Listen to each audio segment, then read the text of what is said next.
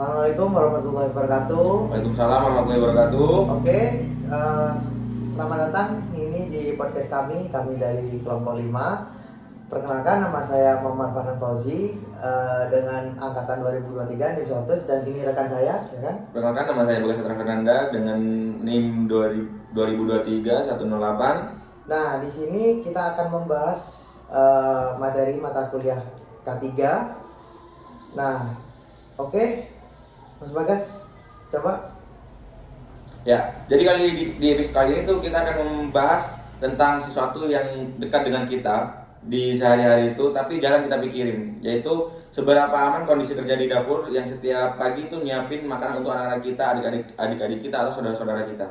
Nah, betul. Jadi kita mengambil tema mapping K3 untuk dapur MBG ini. Jadi kita langsung survei ke lokasi. Jadi kita tidak pakai data dummy. Jadi data yang kami gunakan itu secara real time sesuai situasi dan juga kondisi di lapangan.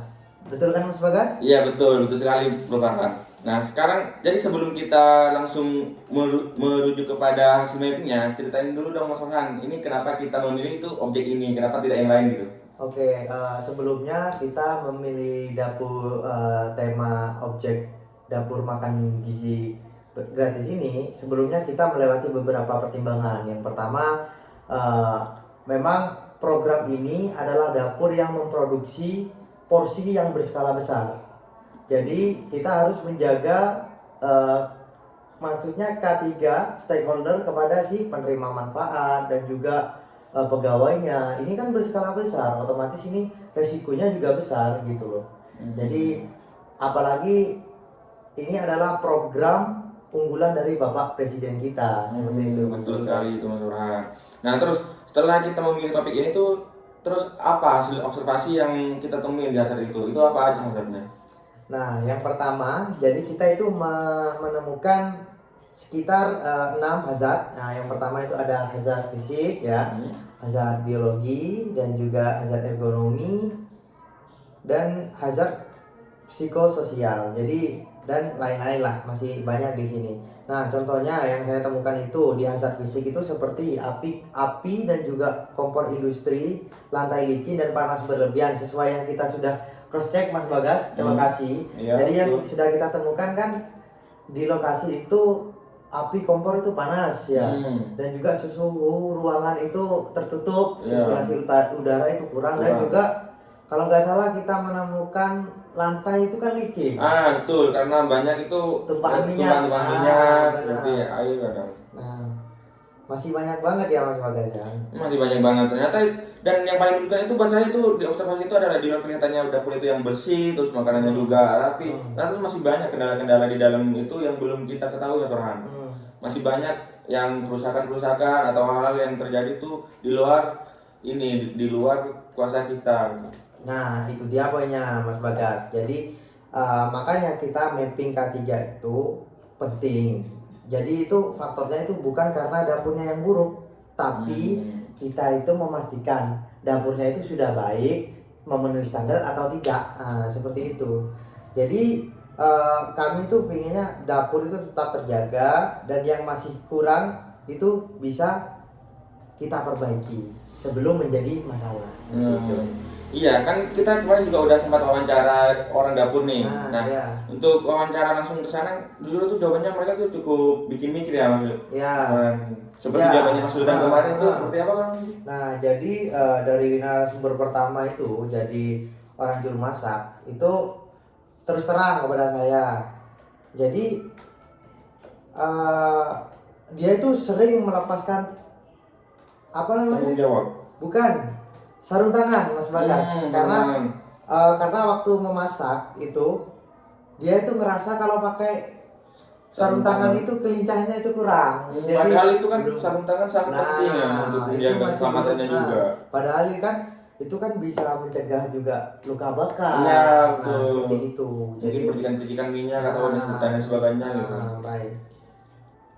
Nah, untuk narasumber yang kedua itu yang untuk staf pembersihan bilang itu kalau pakai pakai bahan-bahan yang jenisnya itu pada lantainya, area kerjanya tuh katanya sering basah. Terus yang bikin prihatin itu juga karena kalau mau aman itu tapi belum disediakan sama alat kontrolnya itu belum disediakan secara inilah ya standar nasional gitu. Nah, Standar keamanannya. jadi di sini itu kita bisa melihat dua masalah. Nah, yang pertama, yang juru masang itu, yang pertama itu sudah ada APD-nya, tapi cuma tidak digunakan. Nah, kalau untuk yang komersial ini, sementara ini dari standar BGN, Badan Gizi Nasional itu masih belum diadakan untuk APD-nya. Jadi masih standar gitu Mas Bagas, masih pakai kaos, t-shirt biasa seperti itu.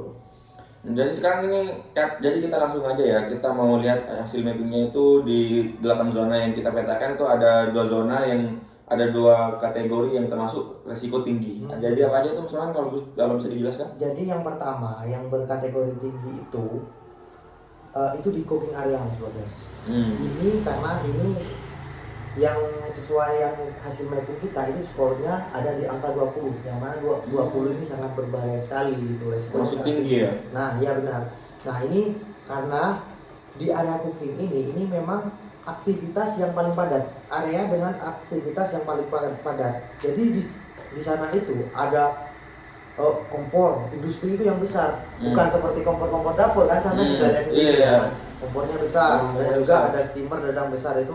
Jadi risiko luka bakarnya itu sampai derajat 3. Jadi potensi kebakaran kalau ada kebocoran gas itu karena suhu ruangan itu sangat tinggi. Jadi otomatis potensinya, probabilitasnya itu sangat tinggi Mas Bagas. Yang kedua itu yang di boiler di gas station itu kan untuk menyimpan tabung gas. Itu kan berisiko mungkin kebakaran gas meledak atau apa gitu Mas Orhan. Nah, ya itu termasuk juga, cuman kemarin kan sudah diantisipasi, itu kan yang sudah dianalisa. Yang pertama kan posisinya gas itu ada di dalam ruangan kan. Terus setelah kita mapping, kami sarankan ke petugas dapurnya untuk Mas ini mending ditaruh di luar aja gitu. Kemungkinan itu aja untuk pengendalian pada hierarki yang menuju ke ketiganya, dari eliminasi, substansi, engineering netral, administrasi dan APBD-nya itu semakin ke kiri semakin efektif.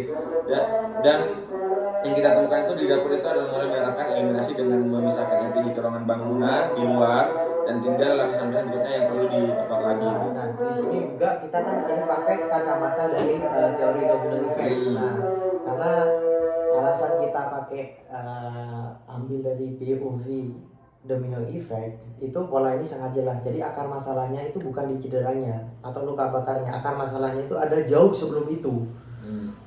Jadi di kondisi yang tidak aman, ada seperti kebiasaan melepas APD itu, kalau kita bisa putus